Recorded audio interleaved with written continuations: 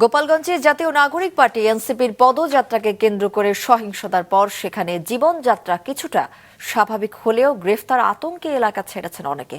সকাল থেকে দোকানপাট, শিক্ষা ও ব্যবসা প্রতিষ্ঠান, অফিস আদালত খোলা থাকলেও গণগ্রেফতারের ভয়ে পালিয়ে গেছেন অনেকে।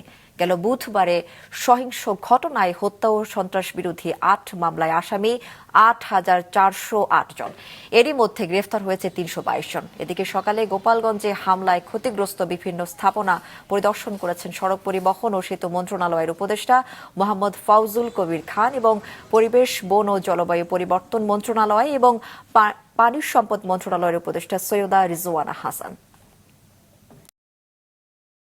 এই জন্য বাইরে না, এই আজকে 10টার পরে আমার এক চাচা গোপালগঞ্জ আসছে, তাকে নিয়ে আসছি। যেভাবে ধরপাকড় হচ্ছে এদিক ওদিক দিয়ে মানুষ ঘরে ঘুমাতে পারছে না, রাত্রেবেলা এর বাড়ি ওর বাড়ি, এই আতঙ্কের ভিতরে আছে।